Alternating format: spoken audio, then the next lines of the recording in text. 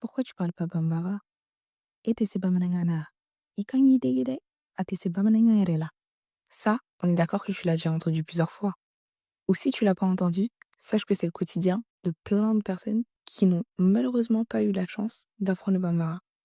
Et ils entendent ça de la bouche, soit des amis de leurs parents, de leur entourage, ou même de leurs propres parents. Alors que la plupart du temps, c'est à cause d'eux qu'ils peuvent pas parler leur langue. On peut leur sortir des phrases du genre Ikiga dugu kaereme en appuyant bien sur le ikadugu, histoire de bien leur faire comprendre qu'ils sont pas légitimes à dire qu'ils viennent de tel pays. Comme si en fait c'était évident que tout le monde avait grandi dans la culture et que tout le monde voulait forcément apprendre. Et puis on leur dit ça à l'âge adulte comme si c'était le moment parfait pour commencer à apprendre. Alors que l'occasion parfaite, elle était durant l'enfance et eux, ils l'ont raté. Résultat, IRL et Kanye délaissaient ça. La responsabilité d'apprendre, elle est désormais sur toi. Apprendre des nouvelles langues, c'est pas pareil pour tout le monde. Donc on va bien se passer des gens qui vont nous dire Amangelere. Et en plus, c'est très différent selon l'âge. Vous savez que le cerveau d'un enfant, il est beaucoup plus réceptif et c'est comme s'il était naturellement programmé pour apprendre des langues, surtout les jeunes enfants. Dès la naissance, un bébé est capable de reconnaître les différentes tonalités et les sons. Donc si vous voulez vraiment aider une personne, il aurait fallu et il faut lui apprendre dès la naissance. Quand tu as grandi sans entendre le bambara ou jamais l'utiliser à l'oral, bien sûr que ça peut être compliqué. Mais en fait, c'est quoi le bambara? Bamananga Imoué, le bambara, c'est la langue qui est parlée principalement au Mali. Elle fait partie des langues mandées, des langues mandingues, qui sont parlées en Afrique de l'Ouest. Parmi ces langues, on a le mandinka, le djoula et le soninké. Ces langues, elles se ressemblent parce qu'elles partagent les mêmes origines linguistiques. Pour en savoir plus sur tout ça, faudrait qu'on remonte dans l'histoire jusqu'à l'époque des peuples mandés qui ont vécu dans les grands empires, notamment l'Empire du Mali. L'Empire du Mali, c'était l'un des empires les plus puissants du monde médiéval. Il a été dirigé par un roi légendaire qu'on connaît normalement tous. J'ai nommé Sundiata Keita, de son vrai nom, Marijata. Pendant son règne, les peuples mandés, ils ont pu développer du coup leur culture, leurs traditions et même leur langue. Mais tout ça, on en parlera plus en détail dans une prochaine vidéo. Même à l'intérieur du Bambara, il n'y a pas qu'une seule manière de parler.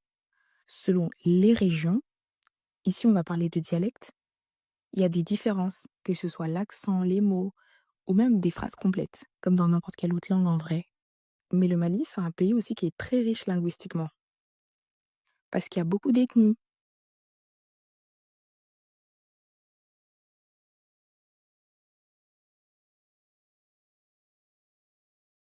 La manière dont on parle aujourd'hui, elle a aussi été influencée par l'histoire du pays, notamment la colonisation.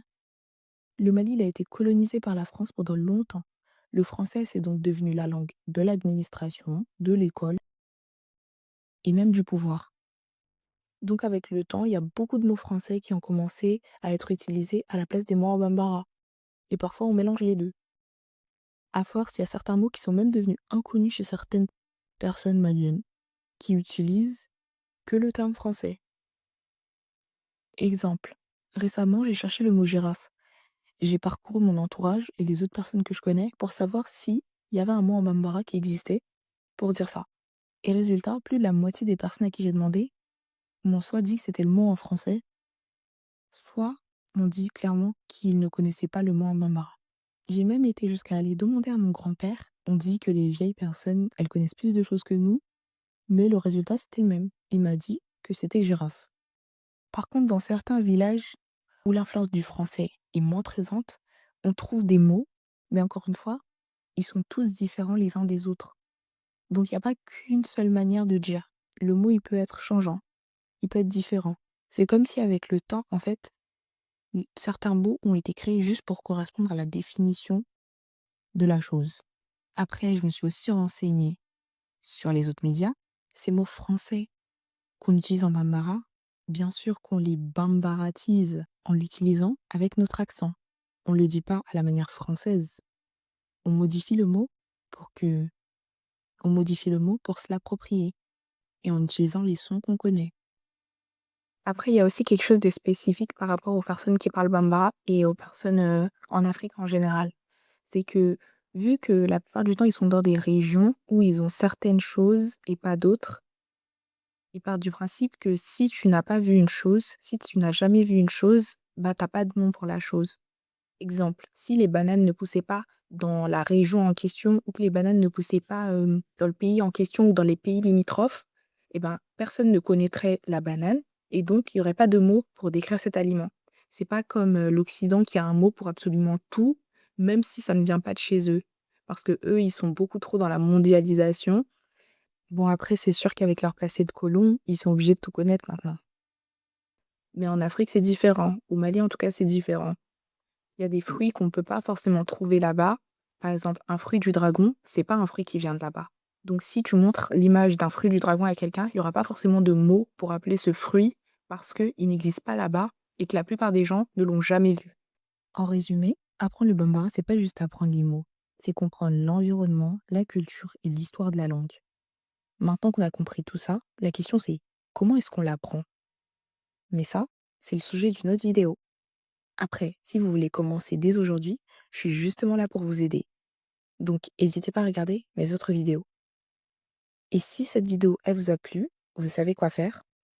À la prochaine pour une autre vidéo.